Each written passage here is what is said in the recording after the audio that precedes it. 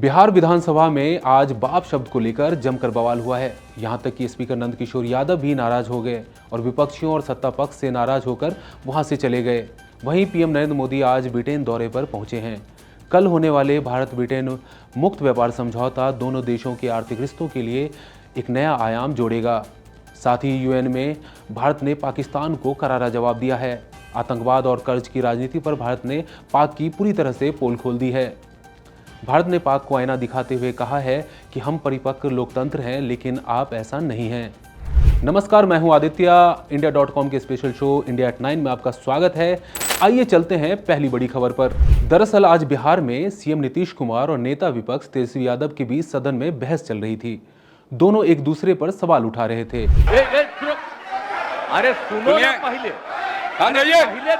पहले तो थे ना। ये तरीका होगा तो नहीं होगा बोलने के लिए, किसी को नहीं दिया जाएगा। अब बात ही बोल रहा है। अरे काहे के लिए बोल रहे हो? जब उम्र तुम्हारा कम था, तुम्हारे पिताजी 7 साल मंत्री थे और उसके बाद तुम्हारी माता 7 फिर मंत्री रही, आज तुम मुख्यमंत्री रहे। और उसके बाद क्या उस समय की स्थिति है?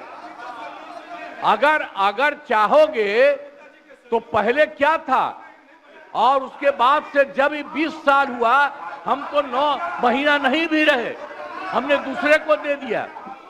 और सारा का सारा बीच में 1.5 साल आप लोगों को भी किया, लेकिन आप लोग भी ठीक नहीं कर रहे थे तो छोड़ दिया।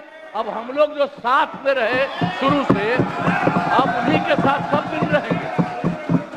अब ये सब जो बोलते रहता है, आप बताइए, तो जब भी इन लोगों का कोई काम आता है, आई बोलते हैं तो इन लोगों के हित में हम काम करते हैं। इस बीच भाई नरेंद्र ने टिप्पणी कर दी और फिर हंगामा बरपने लगा।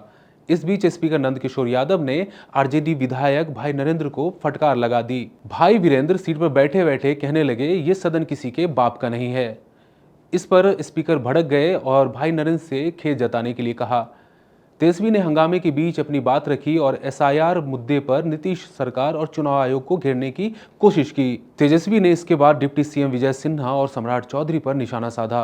उन्होंने सवाल उठाया, क्या वे बांग्लादेशी और नेपाली अवैध वोटरों के दम पर डिप्टी सीएम बने हैं? सिन्हा ने गुस्से में पलटवार किया, साथ ही तेजस्वी पर लोगों गुमराह करने का आरोप लगाया। उसके बाद तेजस्वी सिन्हा पर भड़क गए और उन्हें हल्का आदमी बताने लगे। इसके बाद बिहार विधानसभा में जमकर बवाल देखने को मिला। इस विवाद को देखकर लगता है कि बिहार में विधानसभा चुनाव को लेकर महादंगल की शुरुआत हो चुकी है, जिसका आने वाले दिनों में और भी ज्यादा बढ़ जाने के आसार नजर आ रहे हैं। अब चलते हैं दूसरी बड़ी खबर पर। पीएम मोदी आज लंदन पहुंचे, जहां कल यानी 24 जुलाई को भारत और ब्रिटेन के बीच मुक्त व्यापार समझौता साइन किया जाएगा। इस समझौते के जरिए भारत को ब्रिटेन के बाजारों में ड्यूटी फ्री एक्सेस मिलेगा। वहीं ब्रिटेन को भारत में सेवाओं और तकनीकी निवेश का एक नया मौका मिलने जा रहा है। इस समझौते में कृषि, कपड़ा, आईटी, हेल्थ केयर और रक्षा के क्षेत्र में गहरी भागीदारी तय मानी जा रही है।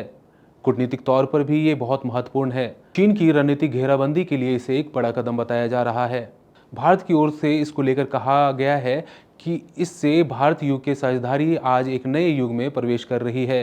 ये समृद्धि और भरोसे का युग है। भारत और ब्रिटेन के बीच रिश्तों में आ रही इस मधुरता को भारत के लिए सामरिक दृष्टिकोण से बेहद अहम माना जा रहा है। अब चलते हैं तीसरी बड़ी खबर पर। संयुक्त राष्ट्र में भारत ने पाकिस्तान पर तीखा हमला बोला है, साथ ही पाकिस्तान को चरमपंथ का केंद्र बताया है। यूएन में भारत ने पाकिस्तान को जोरदार लहजे में जवाब देते हुए कहा कि वो एक चरमपंथ और कर्ज की राजनीति पर चलने वाला राष्ट्र है। भारत के अस्थायी प्रतिनिधि पर्वतनेनी हरीश ने सुरक्षा परिषद की बैठक में पाकिस्तान की जमकर आलोचना की। उन्होंने कहा कि भारत एक परिपक्व लोकतंत्र है जो प्रगति के रास्ते पर चल रहा है।